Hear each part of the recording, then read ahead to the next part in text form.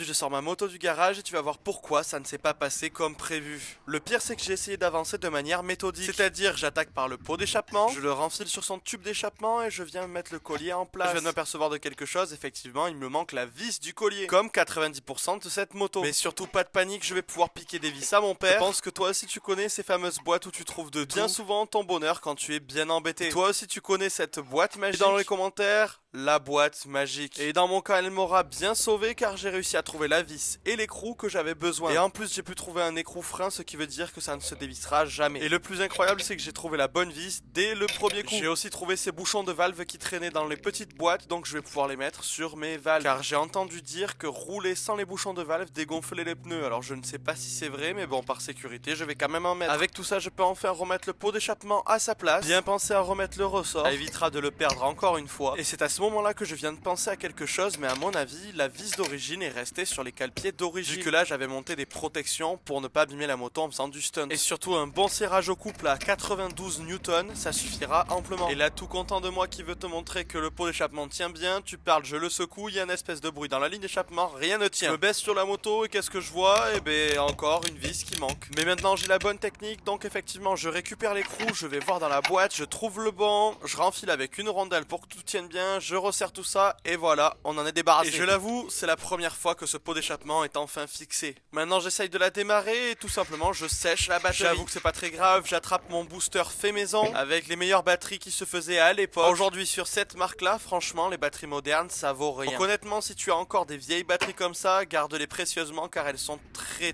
bien. J'ai même fait démarrer des voitures avec. Et là c'est simple, tu branches tout simplement le rouge sur le rouge, le noir sur le noir. Et si tu as un fil vert et jaune, c'est que t'as réellement un gros problème. Et surtout par miracle quand tu fais ça, débranche-moi ta batterie de visseuse. Oui c'est du 12 volts, ça ne risque pas de t'électrocuter. Mais bon je pense qu'il y a bien moyen de flinguer son faisceau électrique. Et je crois que je n'ai jamais entendu le démarreur tourner aussi vite sur cette moto. Et ça y est, on a enfin les quelques premiers démarrages, mais on voit bien qu'il y a un gros souci. Elle cale de suite, elle ne monte mal dans les tours et en plus de ça elle ne tient pas le ralenti.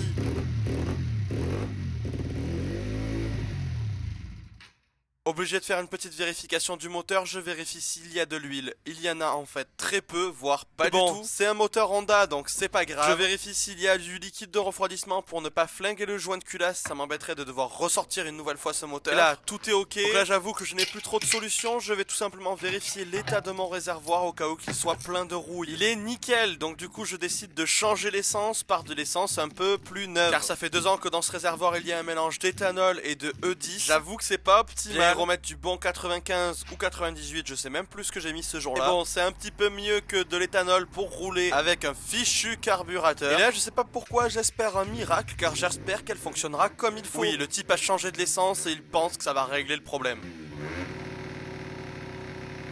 Et comme tu peux le voir effectivement elle monte dans les tours, donc déjà je me dis ah je crois que j'ai trouvé le problème. Lorsque je relâche les gaz, la moto cale de suite. Ralenti instable, même en essayant de faire quelques tours de roue, impossible de démarrer. Elle cale, elle broute, elle ne monte pas dans les tours. Donc là j'essaie de déterminer à l'oreille d'où vient le problème. C'est simple, je viens la stabiliser à un régime moteur. Et là j'écoute. Et là, après le mi-régime, il va falloir tout simplement taper dedans pour vérifier que ce ne soit pas un problème d'arrivée d'essence. On voit bien que dans les tours, elle tourne comme il faut, ça veut dire qu'il y a une prise d'air, vu qu'on a un mi-régime, et que c'est pas un problème d'essence. Ou quelque chose dans le carburateur qui viendrait boucher les injecteurs, mais vu qu'elle est linéaire sur les accélérations, je pense que c'est un problème de prise d'air. Je me dois de vérifier ça, donc c'est parti, démontage du réservoir. Je viens juste de re-remplir, ce qui veut dire qu'il va être bien lourd. Passage petit contrôle sonore pour vérifier que les soupapes se ferment comme il faut. Et ça, je saurais pas te l'expliquer, c'est vraiment par habitude. Mais là, on entend clairement que les soupapes se ferment comme il faut et qu'il n'y a pas de filet d'air parasite. Ce qui veut dire on continue le démontage. Donc les vis de la boîte à air, tout ce qui est branché sur la boîte à air et on peut enfin retirer la boîte à air. Et là je suspecte tout simplement la membrane d'air. Enfin c'est celle qui fait le pointeau dans le carburateur. Système de dépression au niveau du moteur. Ce qui veut dire que si elle est percée, il n'y a pas la membrane qui fonctionne. Et là juste en faisant la voix off, je m'aperçois d'une chose, c'est que ça paraît pas du tout cohérent. Mais bon, tant que j'y suis, je la vérifie quand même. Et oui, comme avant on a vu que la moto montait bien dans les tours, ça veut dire que ça ne vient pas de la membrane. La suite logique c'est tout simplement la cuve du carburateur. Vérifier qu'il n'y ait pas de saleté, même si comme je te l'ai dit tout à l'heure, ça paraît cohérent. C'est toujours très important de vérifier vérifier et de nettoyer les injecteurs tant qu'on y est. Et vérifier une potentielle fuite sur le joint de cuve. Bon, je dis ça, je dis rien, tu l'auras compris, car je ne l'ai pas vu dessus. Et donc continuer mon investigation du côté du starter. Il y avait un léger dépôt dans la cuve, mais c'était pas énorme. Et spoiler, du côté du starter, totalement RAS. En même temps, je l'avais fait il y a même pas 2000 km. Et sûrement 2 ans et demi. Et ça reste le truc le plus neuf sur cette moto. Enfin, surtout le plus récent. Je continue donc côté cuve et tout simplement, je retire le flotteur et j'essaie de retirer les injecteurs. Je parviens à en retirer un, mais l'autre est complètement flingué. De plus, on voit clairement un certain dépôt dans le haut du carburateur qu'il n'y avait pas dans la cuve. Et je tiens à remercier toutes les personnes qui soutiennent chacune de mes vidéos, mettant des commentaires pertinents ou